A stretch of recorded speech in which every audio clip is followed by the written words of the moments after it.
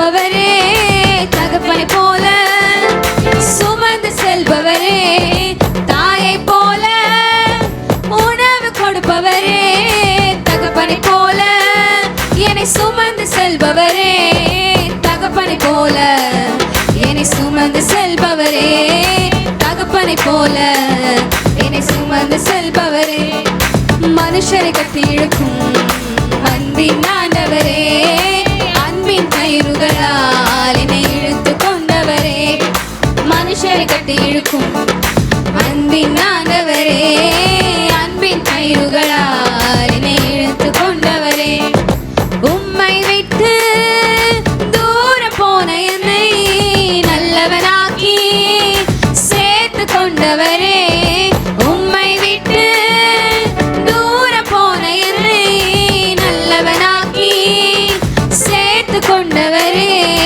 நல்லவனாக்கி சேர்த்து கொண்டவரே, நல்லவனாக்கி என்னை சேர்த்து கொண்டவரே, மனுஷரை கட்டி இழுக்கும் அன்பின் ஆண்டவரே, அன்பின் கயிறுகளால் என்னை இழுத்து கொண்டவரே, மனுஷரை கட்டி இழுக்கும் அன்பின் ஆண்டவரே, அன்பின் கயிறுகளால் என்னை இழுத்து கொண்டவரே, எப்ராயிமே உன்னை எப்படி கைவிடுவேன், இஸ்ரவேலே உன்னை எப்படி ஒப்பு கொடுப்பேன், எப்ராயிமே உன்னை எப்படி கைவிடுவேன், இஸ்ரவேலே உன்னை எப்படி ஒப்பு கொடுப்பேன், எப்ராயிமே உன்னை எப்படி கைவிடுவேன், இஸ்ரவேலே உன்னை எப்படி ஒப்பு கொடுப்பேன், எப்ராயிமே உன்னை எப்படி கைவிடுவேன், இஸ்ரவேலே உன்னை எப்படி ஒப்பு கொடுப்பேன், செல்ல பிள்ளையாய் உங்க மடியில் இருக்கிறேன், எதுவும் என்னை பிரித்திட முடியாது, செல்ல பிள்ளையாய் உங்க மடியில் இருக்கிறேன், எதுவும் என்னை பிரித்திட முடியாது, எதுவும் என்னை பிரித்திட முடியாது, எதுவும் என்னை பிரித்திட முடியாது, மனுஷரை கட்டி இழுக்கும் அன்பின் ஆண்டவரே, அன்பின் கயிறுகளால் என்னை இழுத்து கொண்டவரே, மனுஷரை கட்டி இழுக்கும் அன்பின் ஆண்டவரே, அன்பின் கயிறுகளால் என்னை இழுத்து கொண்டவரே. எல்லாரும் வாயை திறந்து ஓ இயேசு நல்லவர், வாயை திறந்து சொல்லுங்க, இயேசு நல்லவர், இயேசு போதுமானவர், இயேசுவே பரிகாரி. எல்லா வாயை திறந்து சொல்லுங்க, என்னை காண்கிறவரை ஆராதிக்க வந்திருக்கிறேன், என்னை தாழ்வில் நினைத்தவரை ஆராதிக்க வந்திருக்கிறேன், என் கண்ணீரை துடைக்கிற ஒரு தெய்வத்தை ஆராதிக்க வந்திருக்கிறேன், என்னை தோளில் சுமக்கிறவரை ஆராதிக்க வந்திருக்கிறேன், என் மேல் கருசனை உள்ளவரை ஆராதிக்க வந்திருக்கிறேன். எல்லா வாயை திறந்து சொல்லுங்க, எல்லா நாமத்திலும் மேலான நாமத்தை உடையவரை ஆராதிக்க வந்திருக்கிறேன், எல்லா தேவர்களிலும் மேலான தெய்வத்தை ஆராதிக்க வந்திருக்கிறேன். எல்லா வாயை திறந்து சொல்ல, என்னை கண்டவரை ஆராதிக்க வந்திருக்கிறேன், என்னை காண்பவரை ஆராதிக்க வந்திருக்கிறேன், எனக்காக யுத்தம் பண்ணுகிறவரை ஆராதிக்க வந்திருக்கிறேன், எனக்காக பரிந்து பேசுகிற, வாயை திறந்து சொல்லுங்க, பிதாவின் வலது பார்சத்தில் பரிந்து பேசுகிற ஒரு தெய்வத்தை ஆராதிக்க வந்திருக்கிறேன். அதை விட மேலாக தம்முடைய கடைசி சொட்டு ரத்தத்தை சிந்தி ரட்சிப்பை எனக்கு இலவசமாய் தந்த தெய்வத்தை ஆராதிக்க வந்திருக்கிறேன். கரங்களை தட்டி கரங்களை தட்டி தேவன் ஆவியாயிருக்கிறார், அவரை தொழுது கொள்ளுகிறவர்கள் ஆவியோடு உண்மையோடு தொழுது கொள்ள வேண்டும். குமாரன் உங்களை விடுதலையாக்கினார், வாயை திறந்து சொல்லுங்க, குமாரன் உங்களை விடுதலையாக்கினால் மெய்யாகவே நீங்கள் விடுதலையாவீர்கள், மெய்யாகவே விடுதலையாவீர்கள். அப்படி எல்லாரும் வலது கரத்தை உயர்த்தி சொல்லுவோமா, ஆயிரம் ஆயிரம் நன்மைகள் அனுதினம் என்னை சூழ்ந்திட என்ற பாடலை இணைந்து பாடி அவரை உயர்த்தி ஆராதித்து அவர் நாமத்தை உயர்த்தி பாடி அவர் நாமத்தை மகிமைப்படுத்தலாம். அவர் கரங்களை தட்டி உற்சாகத்தோடு ஏக சிந்தையோட ஆயிரம் ஆயிரம் நன்மைகள் அனுதினம் என்னை சூழ்ந்திட கிருபையும் இரக்கமும் அன்பு கொண்டிரே நல்ல எபனேசரா என்னை நடத்தி வந்தீரே. நன்றி சொல்ல வார்த்தை இல்லையே என்ற பாடலை இணைந்து பாடியவரை ஆராதிக்க கர்த்தர் நம்மை அழைக்கிறார். ஆயிரம் ஆயிரம் நன்மைகள் அனுதினம் என்னை சூழ்ந்திட கிருபையும் இரக்கமும் அன்பும் கொண்டீரே. ஆயிரம் ஆயிரம் நன்மைகள் அனுதினம் என்னை சூழ்ந்திட கிருபையும் இரக்கமும் அன்பும் கொண்டீரே. நல்ல எபனேசராய் என்னை நடத்தி வந்தீரே. நன்றி சொல்ல வார்த்தை இல்லையே. நல்ல எபனேசராய் என்னை நடத்தி வந்தீரே. நன்றி சொல்ல வார்த்தை இல்லையே. ஆயிரம் ஆயிரம் நன்மைகள் அனுதினம் என்னை சூழ்ந்திட கிருபையும் இரக்கமும் அன்பும் கொண்டீரே. ஆயிரம் ஆயிரம் நன்மைகள் அனுதினம் என்னை சூழ்ந்திட கிருபையும் இரக்கமும் அன்பும் கொண்டீரே. கரங்களை உயர்த்தி நல்ல எபனேசராய் என்னை நடத்தி வந்தீரே. ரெண்டு கரங்களை வானத்துக்கு நேராக உயர்த்தி இல்லையே நன்றி சொல்ல வார்த்தை இல்லையே. காலை மாலை எல்லாம் வேளையிலும் என்னை நடத்தும் கரங்கள். ஆண்டவரே, இந்த ஆண்டுல இந்த 19 நாளளவும் என் தேவை பெருகும் பொழுதெல்லாம் சிக்கி தவித்திடாதபடிக்கு உதவுகிற ஒரு கரத்தை நான் கண்டேன். காலை மாலை எல்லாம் வேளையிலும் என்னை நடத்தும் கரங்கள் நான் கண்டேன். தேவை பெருகும் போது சிக்கி தவித்திடாது உதவும் கரங்கள் நான் கண்டேன். எல்லா நேரத்திலும் என்னை வீழாமல் காக்கும் அன்பின் நல்ல கர்த்தரே. எல்லா நேரத்திலும் என்னை வீழாமல் காக்கும் அன்பின் நல்ல கர்த்தரே. ஆயிரம் ஆயிரம் நன்மைகள் அனுதினம் என்னை சூழ்ந்திட கிருபையும் இரக்கமும் அன்பும் கொண்டீரே. ஆயிரம் ஆயிரம் நன்மைகள் அனுதினம் என்னை சூழ்ந்திட கிருபையும் இரக்கமும் அன்பும் கொண்டீரே. நல்ல எபனேசராய் என்னை நடத்தி வந்தீரே. நன்றி சொல்ல வார்த்தை இல்லை. எல்லாம் இணைந்து சொல்லுங்க. நன்றி சொல்ல வார்த்தை. எல்லாரும் வலது கரத்தை உயர்த்தி சொல்லுங்க. ஆண்டவரே, எல்லா வாயை திறந்து சொல்லுங்க. நன்றி சொல்ல வார்த்தை இல்லையே. கர்த்தர் கடந்த 19 நாட்கள் முழுவதுமாக எல்லாரும் வாயை திறந்து சொல்லுங்க. என்னை பாதுகாத்தீரே, என்னை பராமரித்தீரே, தீங்கு தொடாதபடிக்கு, ஓ சத்துரு என்னை தொடாதபடிக்கு, மரண கட்டுகள் என்னை தொடாதபடிக்கு என் குடும்பத்தை பாதுகாத்தீங்கப்பா, என் பிள்ளைகளை பாதுகாத்தீங்கப்பா, என் அப்பத்து தண்ணீரை ஆசீர்வதித்தீங்கப்பா, நான் செய்த வேலை ஆசீர்வதித்தீராண்டவரே, என் தலையை எண்ணெயினால் அபிஷேகம் பண்ணி நீராண்டவரே, என் பாத்திரம் நிரம்பி வழிய கர்த்தர் உதவி செய்தீரே. மண்கால்களை போல ஓட செய்தீர். வாயை திறந்து சொல்லுங்க. மண்கால்களை போல ஓட செய்தீர். ஓ கழுகுக்கு சமானமான வாழ வயது திரும்பி தந்தீரே. ஓ நீர் எங்களுக்கு தந்த எல்லா நன்மைகளுக்காய், எங்களுக்கு தந்த கிருபைகளுக்காக, எங்களுக்கு தந்த இரக்கத்திற்காக, எங்களுக்கு தந்த உயர்வுக்காக, எங்களுக்கு தந்த சரீர சுகத்துக்காக, எங்களை பிள்ளைகளை மேன்மைப்படுத்தின கிருபைகளுக்காக, சபையை நீர் ஆசீர்வதித்ததற்காக கரங்களை தட்டி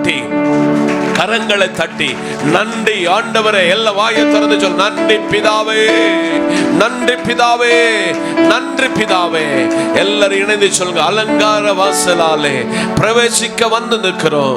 தேவ வீட்டில் நன்மையினால நிரம்பிட வந்து நிற்கிறோம். ஆராதிக்க வந்தோம், அன்பு கூற வந்தோம். யெகோவா தேவனுக்கு கரங்களை தட்டி இணைந்து என்னோடு பாடி அவரை ஆராதிக்க கர்த்தர் நம்மை ஒருமனப்படுத்தி அழைக்கிறார். இணைந்து பாடி அவரை உயர்த்தி ஆராதிக்க கர்த்தர் நம்மை அழைக்கிறார். எல்லாரும் இணைந்து ஒரு மனதோடு பாடி அவரை ஆராதிக்க கர்த்தர் நம்மை அழைக்கிறார். கரங்களை தட்டி எல்லா உற்சாகத்தோட அலங்கார வாசலாலே பிரவேசிக்க வந்து நிற்கிறோம். தேவ வீட்டில் நன்மையால நிரம்பிட வந்திருக்கிறோம். எல்லாம் என்ன சொல்லுங்க, ஆராதிக்க வந்தோம்.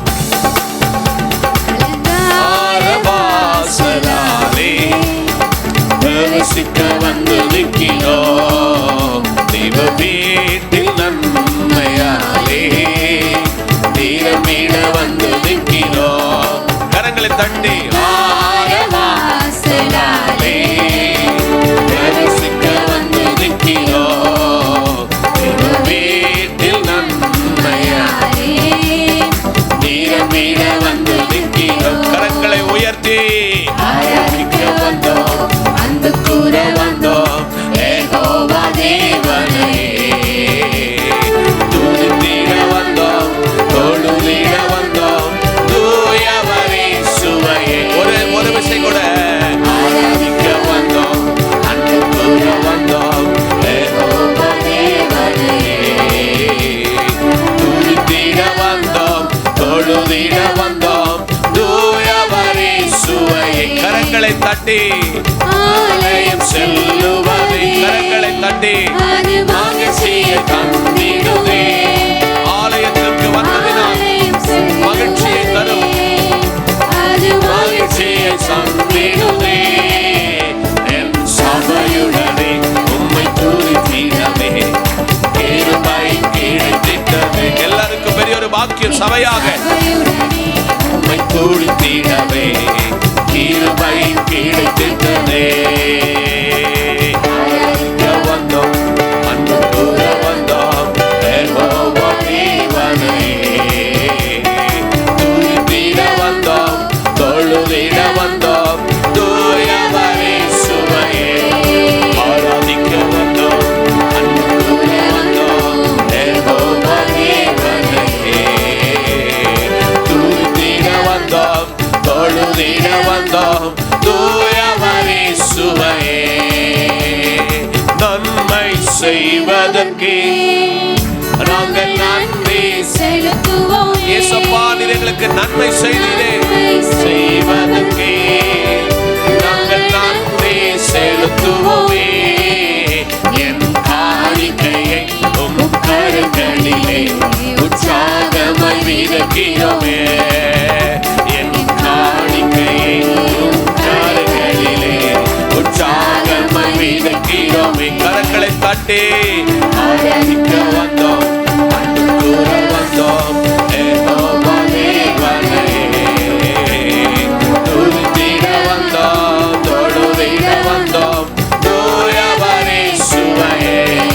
ஆராதிக்க வந்தோம், அன்பு கூற வந்தோம். யெகோவா தேவனே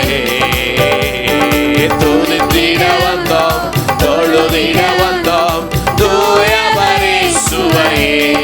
பலிகளை செலுத்திடவே ஜீவ பலியாக மாறிடவே. ஆமென் ஆமென். பலிகளை செலுத்திடவே ஜீவ பலியாக மாறிடவே. மறுரூபத்தின் இதயத்தை தந்திலே. ஸ்தோத்திரம் ஸ்தோத்திரமே.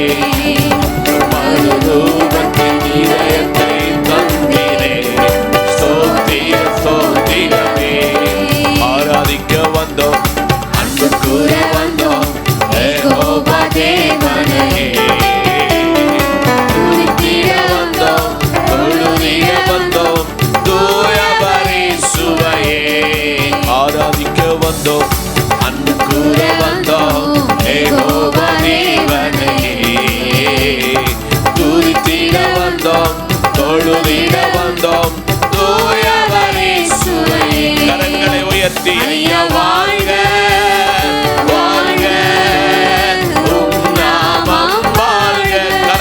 அசைத்து வாழ்க வாழ்க உம் நாமம் வாழ்க. கரங்களை தட்டி வாழ்க வாழ்க உம் நாமம் வாழ்க. ஐயா வாழ்க வாழ்க உம் நாமம் வாழ்க. தேவனுக்கே மகிமை, எங்கள் தெய்வத்துக்கே மகிமை. என்னை தேடி வந்து மீட்டவரே தினமுமக்கே மகிமை. என்னை தேடி வந்து மீட்டவரே தினமுமக்கே மகிமை. வலது கரத்தை உயர்த்தி சொல்லுவோம், ஆராதிக்க வந்தோம், அன்பு கூற வந்தோம், யெகோவா தேவனே. சேர்ந்து சொல்லலாமா? துதித்திட வந்தோம், தொழுதிட வந்தோம், தூயவரே இயேசுவே.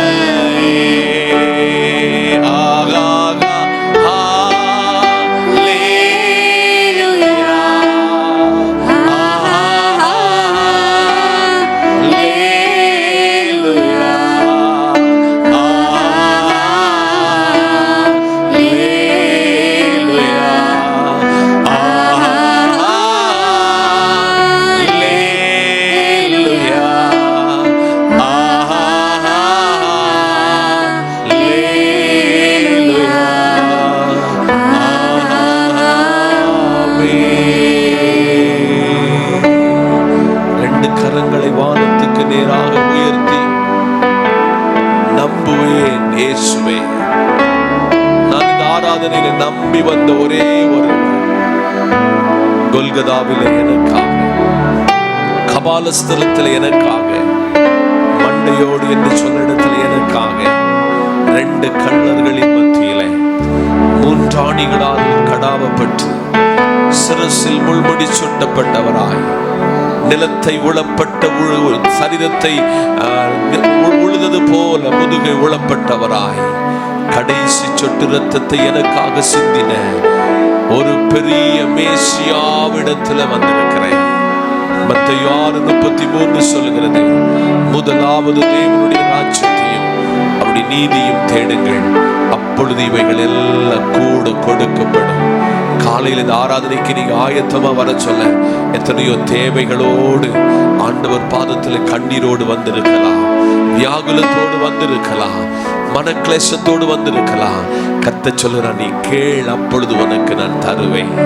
நீ என்னிடத்தில் எதை கேட்கிறாயோ அதை நீ பெற்றுக் கொள்ளுவாய். இன்னைக்கு காலையில மனம் விட்டு கேளுங்க. ஒருவேளை கடத்தோடு வந்திருக்கிறீங்களா? ஒருவேளை பலவீனத்தோடு வந்திருக்கிறீங்களா? ஒருவேளை சமாதானத்தை இழந்து வந்திருக்கிறீங்களா? ஆறுதலை இழந்து வந்திருக்கிறீங்களா?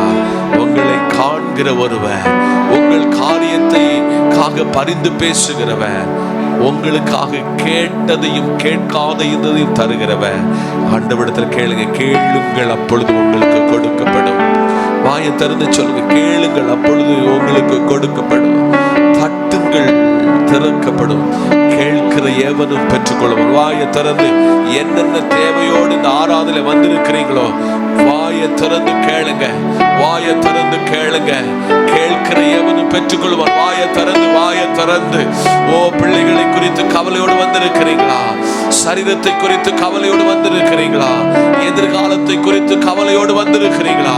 கேளுங்கள், அப்பொழுது உங்கள் தொழிலை ஆசீர்வதிக்க, உங்க குடும்பத்தை கர்த்தர் ஆசீர்வதிக்க, உங்கள் நிலைமைகளை நன்றாய் அறிகிறவர், உங்களுக்காக யாவை செய்து முடிக்கிறவர் உங்க அருகாமையில் நின்று சொல்லுகிறார்.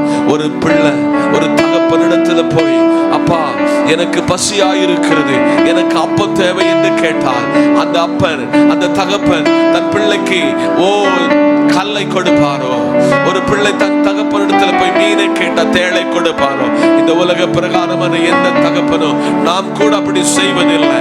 பரம தகப்பன், ஓ பரம தகப்பன், நீ வேண்டிக் கொள்வதற்கோ நினைப்பதற்கோ மேலானவைகளை உனக்கு நான் செய்வேன். இன்னைக்கு காலையில கத்து சொல்லுகிறார், நீ கையிட்டு செய்கிற வேலை ஆசீர்வதிப்ப இந்த வாரத்துல. ஓ நீ மாப்பி செய்கிற தொட்டியும் எண்ணெயும் ஆசீர்வதிக்கப்படும். உன் பிள்ளைகள் உன் பந்தியை சுற்றிலும் ஒலிவ மர கன்றுகளை போல இருப்பாய். நீ பட்டணத்தில் ஆசீர்வதிக்கப்பட்டிருப்பாய். வாயை திறந்து சொல்லுங்க, பட்டணத்தில் ஆசீர்வதிக்கப்பட்டிருப்பாய், வெளியில் ஆசீர்வதிக்கப்பட்டிருப்பாய். உன் மாப்பி செய்கிற தொட்டியும் ஆசீர்வதிக்கப்படும். நீ கையிட்டு செய்கிற வேலையும் களஞ்சியங்களும் ஆசீர்வதிக்கப்படும்.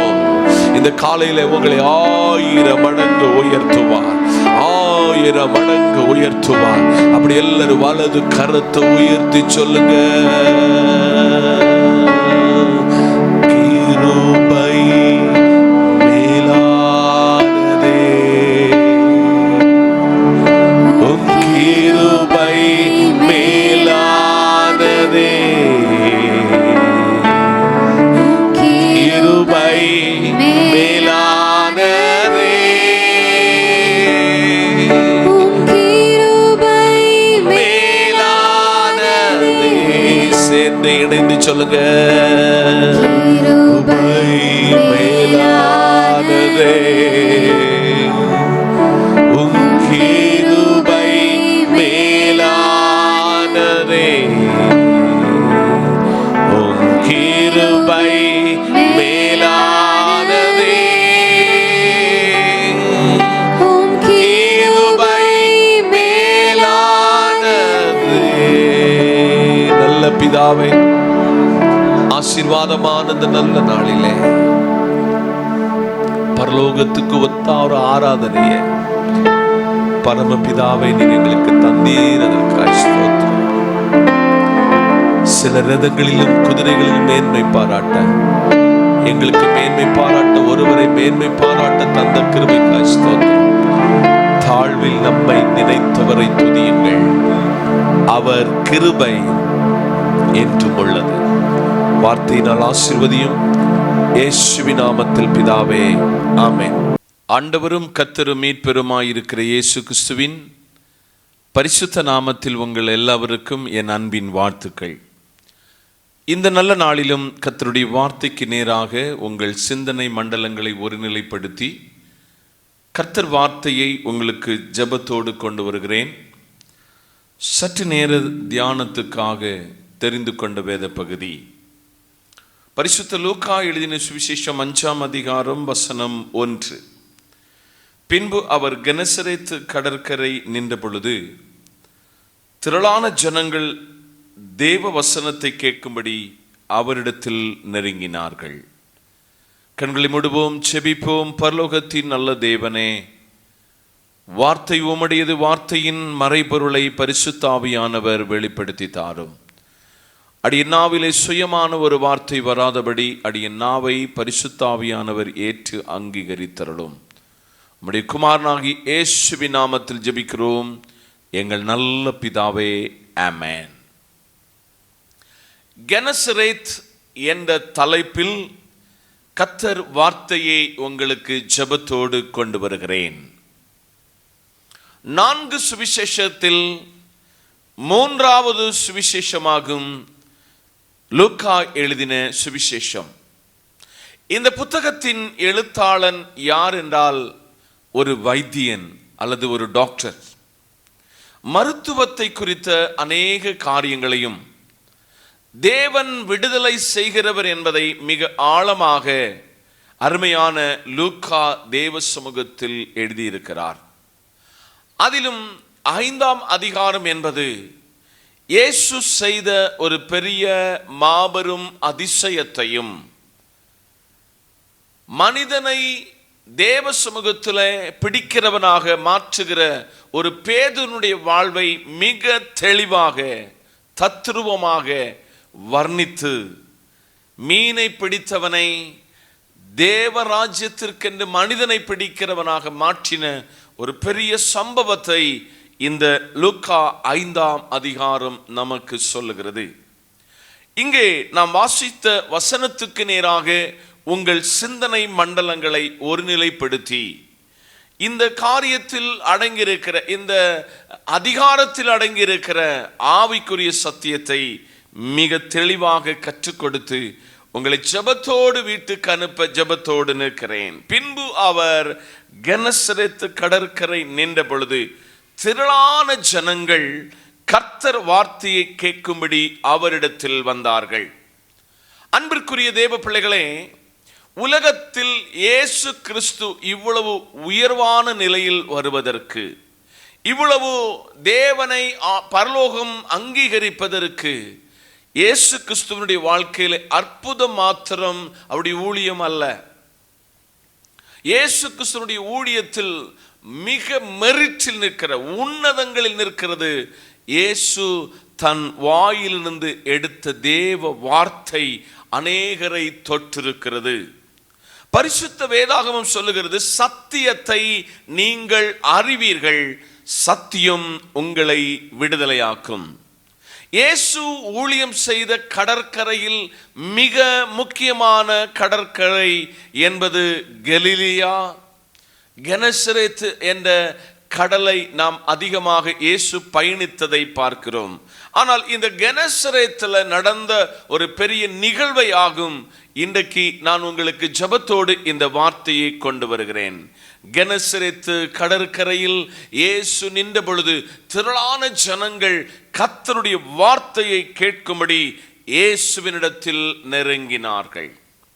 இன்றைக்கு தேவாலயத்தில் ஜனம் போகும் பொழுது ஜனம் எதிர்பார்ப்பது என்னவென்றால், ஒரு அற்புதம் நடந்து விடாதா, ஒரு சமாதானம் கிடைத்து விடாதா என்றெல்லாம் ஜனங்கள் எதிர்பார்த்து தேவாலயங்களுக்கு கடந்து செல்வதை நம்மால் பார்க்கிறோம். ஆனால் கெனசரேத்தில் ஜனங்கள் எதற்கு போனார்கள்? இயேசுவினுடைய வாயிலிருந்து புறப்படுகிற தேவ வார்த்தையை கேட்க போனதாக வேதம் சொல்லுகிறது. உங்களை பார்த்து, என்னை பார்த்து கர்த்தர் சொல்லுகிறார், நீங்கள் எங்கெல்லாம் கர்த்தர் சமூகத்துக்கு வருகிறீர்களோ அங்கே கர்த்தருடைய வார்த்தையை கேட்க போவீர்கள் என்றால் உங்களுக்கு அது ஆறுதல், உங்களுக்கு சமாதானம், உங்களுக்கு விடுதலை கொண்டு வரும் என்று முகவுரையாக நான் உங்களுக்கு சொல்லிக் கொடுக்க விரும்புகிறேன். 2ஆம் வசனத்தை வாசிக்கும் பொழுது, அப்பொழுது கடற்கரை நின்ற 2 படகுகளை இயேசு கண்டார். மீன் பிடிக்கிறவர்கள் அவைகளை விட்டிறங்கி வலைகளை அலசி கொண்டிருந்ததாக வேதம் சொல்லுகிறது. இந்த பகுதி என்பது ரொம்ப ஆழமான பகுதி. உலகத்தில் மனிதன் யாரையும் காணாத ஸ்தானத்தில் இயேசு 2 படகுகளை காண்கிறார். அங்கே இயேசு கண்ட ஒரு பெரிய உண்மை, உழைக்கிறவனை இயேசு பார்க்கிறான். வேதம் சொல்லுகிறது, உழைக்காமல் நாம் புசிக்க கூடாது, வேலை செய்யாமல் நாம் உணவு அருந்த கூடாது என்று நம்ம தெளிவாக வேதம் அருமையான பவுலை கொண்டு ஆண்டவர் கற்றுக் கொடுக்கிறார். உழைக்கிறவன் பட்சத்தில் இயேசு கிறிஸ்து சோம்பேறியை ஆண்டவர் ஆசீர்வதித்ததாக வேதாகமத்தில் எங்கும் காண முடியாது. அங்கே அருமையான தேவ பிள்ளைகளே, உழைக்கிற வலைகளை அலசுகிற 2 பேர் இயேசு காண்கிறார். இன்றைக்கு உழைக்கிற ஒரு மனுஷன் பட்சத்தில் இயேசு கிறிஸ்து இருக்கிறார். அவனை காண்கிறவர் இயேசு கிறிஸ்து என்பதை நீங்கள் மறந்துவிடக்கூடாது. அப்படி உழைக்கிறவனுடைய ஒரு படகை இயேசு காண்கிறார். 3ஆம் வசனம் இப்படி சொல்கிறது, அப்பொழுது அந்த படகில் ஒன்றில் ஏறினார். அந்த படகு யாருடையதாக இருந்தது என்றால் அது சீமோனுடையதாக இருந்தது. அதை கரையிலிருந்து சற்றே தள்ளும்படி அவனை கேட்டுக்கொண்டார். அந்த படகில் உட்கார்ந்து ஜனங்களுக்கு போதகம் பண்ணினார். இங்கே பேதுருவை பார்க்கும் பொழுது பேதுரு ஒரு கீழ்ப்படிதல் உள்ள ஒரு மனுஷனாக, தேவனுடைய வார்த்தைக்கு கீழ்ப்படுகிற மனுஷனாக பேதுரு காணப்படுகிறதை பார்க்கிறோம். 2026 என்கிற ஒரு ஆண்டை ஆண்டவர் நமக்கு தந்திருக்கிறது. எதற்கென்றால் கர்த்தர் வார்த்தைக்கு எந்த ஒரு மனிதன் கீழ்ப்படுகிறானோ, கர்த்தர் சத்தத்துக்கு ஒருவன் எப்படி கீழ்ப்படுகிறானோ அவன் பட்சத்தில் அவன் விரும்புகிற காரியங்களை செய்கிற தேவன் என்பதை தீர்க்க தரிசனமாக உங்களுக்கு இந்த நல்ல நாளிலே சொல்ல விரும்புகிறேன். அவர் ஜனங்களுக்கு போதகம் பண்ணினார். இயேசு ஒரு போதக சமர்த்தன். இயேசு நியாயப்பிரமாணங்களை கற்று தேர்ந்தவர். இயேசு கிறிஸ்து ஏசாயா புஸ்தகத்தை அண்டைக்குள்ள சுனகோகுகளில், தேவாலயங்களில், யூதருடைய தேவாலயங்களில் எடுத்து விவரித்ததை ஜனங்கள் இவர் கல்லாதவராயிருந்தும் இவ்வளவு அழகாக நேர்த்தியாக ஜனங்களோடு பேசுகிறதை நம்மால் அங்கு அந்த பகுதிகளை காண முடிகிறது. போதக சமர்த்தன். இயேசுவினுடைய போதகத்தை யாரெல்லாம் கேட்டிருக்கிறார்களோ வாழ்க்கையில் மாற்றம் வந்திருக்கிறது, வாழ்வு நிலைகள் மாற்றப்பட்டிருக்கிறது. இன்றைக்கும் நீங்களும் நானும் ஆண்டவருடைய வசனத்தினுடைய போதகத்தை கவனிக்கிறவர்களாயிருந்தால் நம்மை கனம் பண்ணுகிற ஒரு இயேசு கிறிஸ்து என்பதை சபையே நீங்களும் நானும் மறந்துவிடக்கூடாது. 4ஆம் வசனம், லூக்கா 5ஆம் அதிகாரத்தின் 4ஆம் வசனத்துல வாசிக்கும் பொழுது இப்படி ஆண்டவர் சொல்கிறார். அவர் போதகம் பண்ணி முடிந்த பின்பு சீமோனை நோக்கி ஆழத்தில் தள்ளி கொண்டு போய் மீன் பிடிக்கும்படி வலைகளை போடுங்கள் என்றார். இந்த லூக்கா எழுதிய சுவிசேஷத்தின் முகவுரையாய் சொன்னேன். இந்த கெனசரேத்துல இயேசு கிறிஸ்துவானவர் வந்து போதகம் பண்ணி அந்த படகை கேட்டு அந்த படகில் ஏறி உட்கார்ந்து போதகம் பண்ணின பின்பு அதுவரையும் இயேசு இந்த சீமோனோடு பேசின பொழுது சீமோன் மறுமொழியாக எந்த வார்த்தையும் பேசவில்லை. இப்போ இயேசு அவனோடு பேசுகிறார். உன்னுடைய படகை ஆழத்தில் தள்ளி கொண்டு போய் மீன் பிடிக்கும்படி வலையை போடுங்கள் என்றார். ஆனால் இங்க பேதுரு இங்க இயேசுவோடு ரொம்ப தைரியமாக மிக ஆழமாக ஒரு காரியத்தை பேசுகிறார். 5ஆம் வசனம், அதற்கு சீமோன், ஐயரே, ரா முழுவதும் நாங்கள் பிரயாசப்பட்டும் ஒன்றும் அகப்படவில்லை, ஆகிலும் உம்முடைய வார்த்தையின்படியே வலையை போடுகிறேன் என்றான். எனக்கு அன்பான தேவ பிள்ளைகளே, பேதுரு இவ்வளவு நாளும் சுயத்தில் சம்பாதித்த ஒன்றும் அவனுக்கு வெற்றி தரவில்லை. அவைகள் எல்லாம் தோல்வியிலே வாழ்க்கை நிகழ்ந்த பொழுது, வாழ்க்கை மாறின பொழுது இயேசுவினுடைய வார்த்தைக்கு கீழ்ப்படுகிற ஒரு பேதுருவை நாம் பார்க்கிறோம். அன்பிற்குரிய தேவ பிள்ளை, ஆகிலும் உம்முடைய வார்த்தைக்கு முன்பதாக வலையை போடுகிறேன் என்று அந்த பேதுரு சொன்னான். இன்றைக்கும் இந்த சத்தத்தை கவனிக்கிற உங்களை பார்த்து என்னை பார்த்து கர்த்தர் சொல்லுகிறார், மகனே, மகளே, இந்த நாள் உங்களை பார்த்து சொல், கர்த்தர் வார்த்தைக்கு யார் கீழ்ப்படுகிறீர்களோ. பைபிள் சொல்லுது, சமூவேலுக்கு புஸ்தகத்தை எழுதும் பொழுது கர்த்தர் எழுதி கொடுக்கிறார், பலிகளை பார்க்கிலும் கீழ்ப்படிதல் உத்தமம். ஆனபடினாலே தேவனுடைய வார்த்தைக்கு யாரெல்லாம் உலகத்தில் பழைய ஏற்பாட்டிலும் புதிய ஏற்பாட்டிலும் கீழ்ப்படிந்திருக்கிறார்களோ அவர்களை கர்த்தர் ஆசீர்வதித்திருக்கிறார். இங்கே பேதுரு ரா முழுவதும் பிரயாசப்பட்டும் ஒரு மீனும் அகப்படல, வீட்டுக்கு எதை கொண்டு போக வேண்டும் என்று அவன் துக்கித்திருக்கிற இடத்தில் கெனசரேத்தில் வந்த இயேசு கிறிஸ்து அவனோடு சொல்கிறார், ஆழத்தில் கொண்டு போய் உன் வலைகளை வீசு என்றார். அந்தபடி அவன் செய்து தங்கள் வலை கிழிந்து போகத்தக்க மிகுந்த மீன்களை பிடித்தார்கள். அங்கே ஒரு வார்த்தை மிக அழுத்தமாய் சொல்லுகிறது, இயேசு ஒருவனுடைய வாழ்வில் ஆசீர்வதிக்க தொடங்கினார் என்றால் வலை கிழியவே கிழியாது. பைபிள் சொல்லுது, தேவன் ஒரு ஆசீர்வாதத்தை நமக்கு தந்தார் என்றால் அது வேதனையை அவர் கூட்ட மாட்டார் என்று வேதம் ரொம்ப தெளிவாக சொல்லுகிறது. வலை கிழியத்தக்க விதத்தில் மீனை கொடுத்தாலும் வலை கிழியாமல் பத்திரப்படுத்துகிற ஒரு தேவன். இந்த நல்ல அருமையான நாளிலே சபையோடு சொல்கிறார், கர்த்தர் உங்களுக்கு அவருக்கு கீழ்ப்படியும் பொழுது அவர் தருகிற ஆசீர்வாதத்திற்கு எந்த விதமான இடறல்கள் இழப்புகள் வராது என்று ஆவியானவர் சொல்லுகிறார். அப்பொழுது மற்ற படகில் இருந்த கூட்டாளிகள் வந்து தங்களுக்கு உதவி செய்யும்படிக்கு தேவ சமூகத்திலே சைகை காட்டினார்கள். அவர்கள் வந்து 2 படகுகளும் அமிழத்தக்க நிரப்பினார்கள். இயேசு ஒருவனுடைய வாழ்வில் நன்மை செய்ய விரும்பும் பொழுது அந்த படகு அமிழ்ந்து போகாது. இன்னைக்கு நல்ல புரிந்து கொள்ளுங்கள், டைட்டானிக் என்றதான ஒரு கப்பலை வடிவமைத்து அதற்கு கோடிகள் செலவிட்டு அதை வடிவமைத்து கனவு கண்டவர்கள் நாட்கள் அதிகம் போகல, டைட்டானிக் கப்பல் மூழ்கின சரித்திரம் நமக்கெல்லருக்கும் தெரியும். ஆனால் இயேசு ஒரு படகில் ஏறினார், போதகம் பண்ணினார்.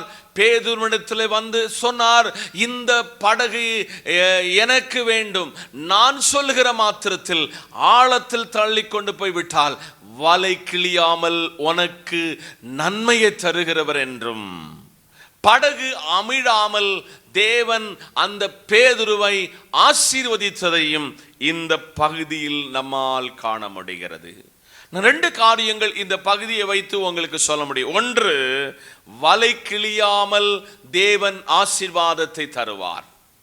இன்னைக்கு நம்ம எல்லாம் வேலை செய்கிறோம், அந்த சம்பளம் நம்முடைய வீடுகளில் பல நேரத்தில் மருத்துவத்துக்கு செலவிடப்படுகிறது, வட்டிக்கு செலவிடப்படுகிறது, விருதாவாக விரயம் செய்யப்படுகிறது பணங்கள். ஆனால் ஆண்டவர் வார்த்தைக்கு கேட்டு யார் ஒருவர் கர்த்தர் சமூகத்தில் தங்களை முழுமையாக சமர்ப்பிக்கிறீர்களோ உங்கள் வாழ்வில் ஆசீர்வாதத்தை அல்லாமல் அது சாபத்தையும் இழப்பையும் கொண்டு வராது.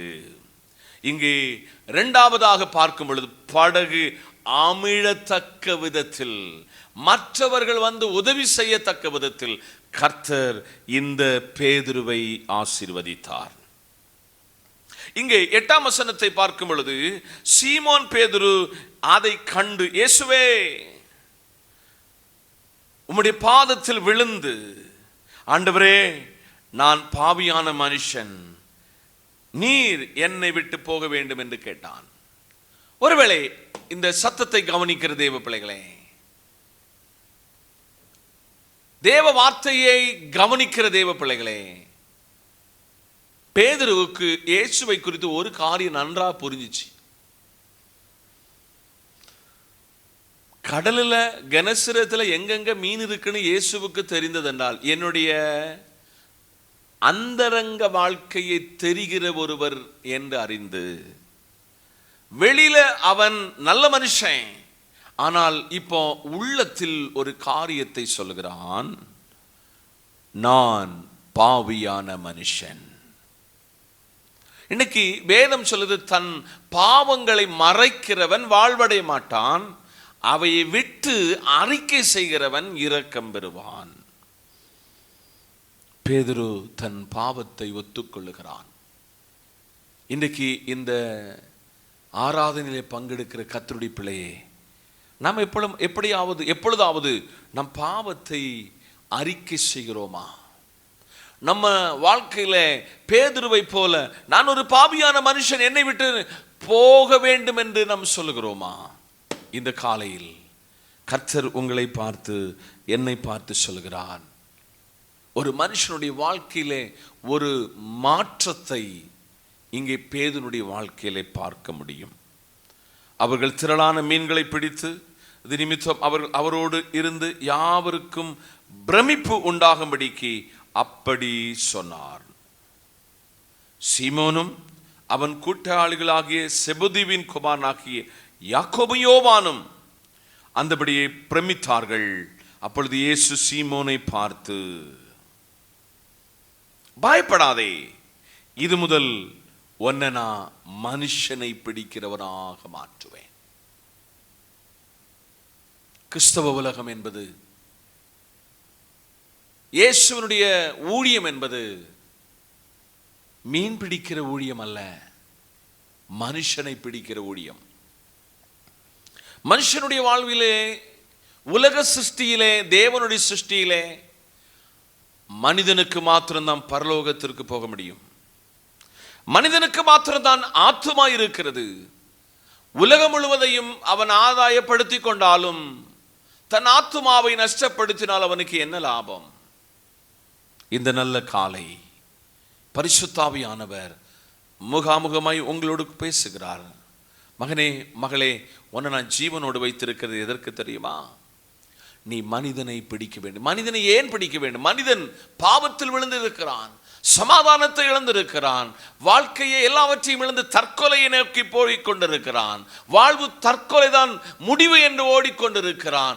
சமாதானம் இல்லாமல் ஓடிக்கொண்டிருக்கிறான். நித்திய வாழ்வு என்ன என்று தெரியாமல் ஓடிக்கொண்டிருக்கிறான். நித்திய வாழ்வுக்கு இயேசு ஒருவரே வழியும் சத்தியமும் ஜீவனுமாயிருக்கிறார். அதனால் இந்த நல்ல நாள் இயேசு பேதுருவை பார்த்து சொன்ன, உன்னை நான் மனுஷனை பிடிக்கிறவனாக மாற்றுவேன். கடலில் துள்ளி குதித்து கொண்டிருக்கிற மீனை அவன் சாகடித்து விற்று கொண்டிருக்கும் பொழுது, வாழ்க்கையில் சமாதானத்தை இழந்திருக்கிற மனுஷனுக்கு தேடி நீ போ, அவர்களை என் பக்கமாய் இழுத்துக்கொள்ளு என்று கர்த்தர் சொன்னார். பலமுறை பேதுரு தள்ளி சொன்னவன் ஒத்துக்கொள்ளுகிறேன்.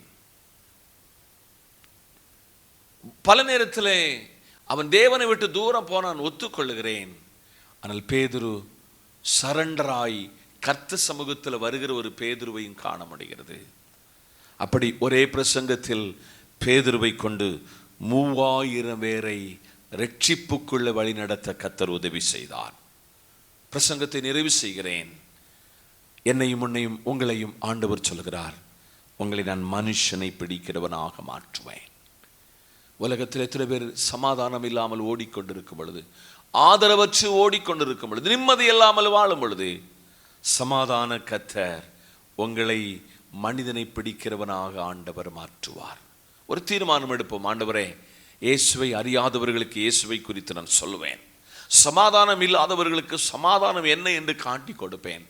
இந்த வார்த்தையினாலே கர்த்தர் உங்களையும் என்னையும் ஆசீர்வதிப்பார் என்று சொல்லி, கெனசரேத்தினுடைய ஒரு அனுபவம் எனக்கும் உங்களுக்கும் உண்டாகட்டும் என்று மனமாற வாழ்த்தி நான் உங்களுக்காய் ஜெபிக்க போகிறேன். பரலோகத்தின் நல்ல பிதாவே, வார்த்தைக்காய் நன்றி. வார்த்தையின் மறைபொருளை வெளிப்படுத்தினதற்காய் ஸ்தோத்திரம். தொடர்ந்து ஆசீர்வதியும். இயேசு கிறிஸ்துவின் பரிசுத்த நாமத்தில் பிதாவே, ஆமேன்.